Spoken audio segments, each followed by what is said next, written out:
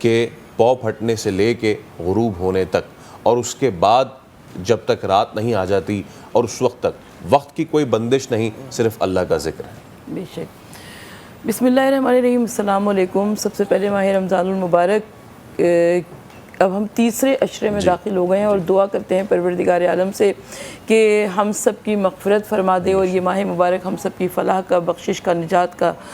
ذریعہ قرار پائے۔ اور بہت خوبصورت موضوع ہے آپ کا اعتکاف، اس لیے کہ آپ نے جیسا فرمایا کہ انبیاء علیہ السلام کی زندگی میں ہمیں اعتکاف یعنی خلوت نشینی کا تذکرہ ضرور ملتا ہے۔ حضور نبی کریم صلی اللہ علیہ وآلہ وسلم کا طریقہ یہ تھا، جب آپ اعلان رسالت کیونکہ 40 برس کی عمر میں کیا، تو جب اعلان رسالت کی عمر میں پہنچ رہے تھے تو اس سے پہلے کچھ سالوں سے آپ کا یہ طریقہ بن گیا تھا کہ آپ غار حرا کی خلوت نشینی میں تخلیے میں کئی دنوں بلکہ ہفتوں جا کر وہاں پر قیام کیا کرتے تھے اور اللہ کی حضور میں سربہ سجود رہتے تھے۔ یقیناً یہ جو تنہائی کی عبادت ہوتی ہے یہ انسان کے قلب و ذہن پر اثرات مرتب کیا کرتی ہے، اور جب قلب و ذہن کے اوپر اثرات مرتب کیا کرتی ہے تو حضور نبی کریم صلی اللہ علیہ وآلہ وسلم،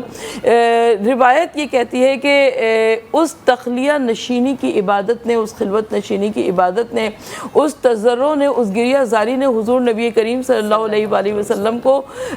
تزکیہ نفس کرتے ہوئے اس مقام کے لیے تیار کیا کہ آقا صلی اللہ علیہ وآلہ وسلم نے اعلان رسالت فرمایا اور اقرا کی عظیم آیات کا نزول ہوا اسی غار حرا کی خلوت نشینی میں۔ تو اعتکاف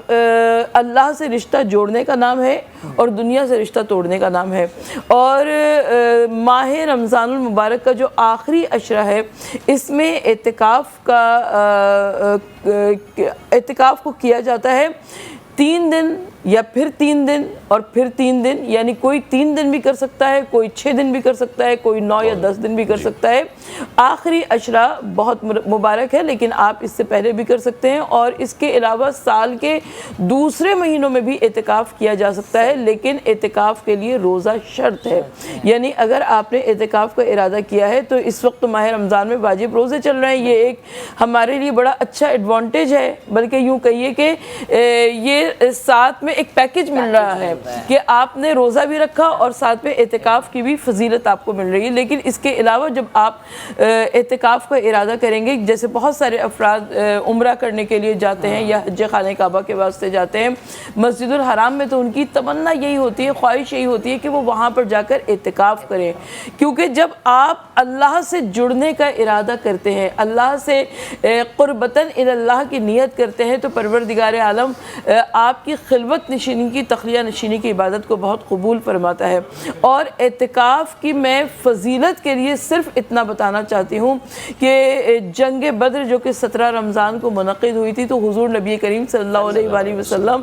اس سال اعتکاف نہیں کر سکے تھے، لیکن جب اگلا برس ماہ رمضان المبارک آیا تو آقا صلی اللہ علیہ وآلہ وسلم نے 2 اعتکاف کیے، ایک اسی سال کے رمضان کا اور ایک دوسرے پچھلے سال کی، گزشتہ سال کی قضا کے طور پر۔ تو یہ اعتکاف کی فضیلت کے لیے کتنی خوبصورت بات ہے۔ اچھا آپا، ایک اور چیز ہے نا، ہم عموماً یہ دیکھتے کہ جیسے آپ نے کہا نا کہ یہ ایک ایسی عبادت ہے کہ آپ اپنے رب سے، آپ اور آپ کا رب ہے اور صرف آپ اپنے رب کی عبادت کریں۔ اچھا کچھ جگہیں ایسی ہوتی ہیں جہاں پر اجتماعی اعتکاف ہوتا ہے، جیسے مسجد ہے یا آپ کے گھر میں جیسے ہے کہ 2 بہنیں ہیں، ایک جگہ پہ انہوں نے کر دیا کہ اچھا 2 خواتین ایک جگہ پہ اعتکاف کریں، یہ مسجد میں اجتماعی اعتکاف ہوتا ہے، خواتین کے لیے الگ انتظام، مرد حضرات کے لیے الگ انتظام۔ یہ جو اجتماعی اعتکاف ہے پھر اس میں ہم یہ دیکھتے ہیں کہ دنیاوی چیزیں انوالو ہو جاتی ہیں، تو وہ لوگ جو ہمیں اس وقت دیکھ رہے ہیں، سن رہے ہیں، ابھی عصر کے بعد جو ہے اعتکاف کا وقت شروع ہو جائے گا اور لوگ جن کو اللہ تعالیٰ نے یہ دی ہے، سعادت دی ہے، وہ بیٹھیں گے اعتکاف میں، تو میں چاہوں گی ذرا اس حوالے سے رہنمائی فرمائیں۔ فقہ جعفری شیعہ اثنا عشری میں گھر میں اعتکاف نہیں ہوتا، بلکہ اس کے لیے مسجد میں ہی اعتکاف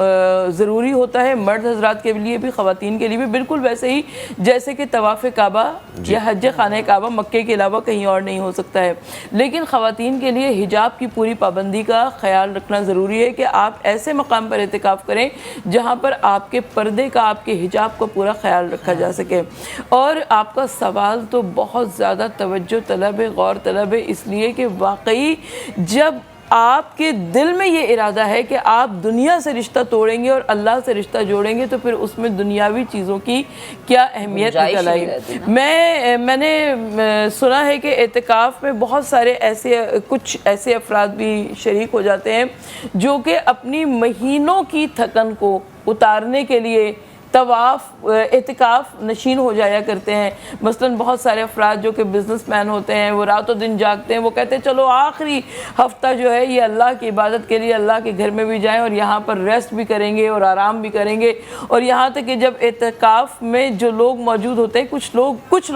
لوگوں کی میں بات کر رہی ہوں کہ وہ اتنا سوتے ہیں کہ ان کی آنکھیں بوجھل ہو جاتی ہیں، ان کی آنکھیں بھاری ہو جاتی ہیں، یا بہت سارے لڑکے یا کچھ لوگ ایسے ہوتے ہیں کہ جو اپنے موبائل فون پہ لگے رہتے ہیں۔ بات صرف اتنی ہے کہ جب آپ نے اللہ سے رشتہ جوڑنے کے لیے ان ساعتوں کو منتخب کیا ہے، دیکھیں میں اور آپ اس وقت خوش نصیب ہیں کہ ہم کو ماہ رمضان المبارک کی یہ ساعتیں نصیب ہوئی ہیں، نہ جانے اگلا ماہ رمضان المبارک نصیب ہوگا یا نہیں نصیب ہوگا۔ تو اعتکاف کی بھی وہی صورتحال ہے کہ کتنے خوش نصیب وہ افراد ہیں کہ جن کو اس سال اعتکاف کی سعادت نصیب ہو رہی ہے، اس کو دنیاوی باتوں میں الجھ کر اپنی ان قیمتی ساعتوں کو گنوا دینے کا کیا فائدہ۔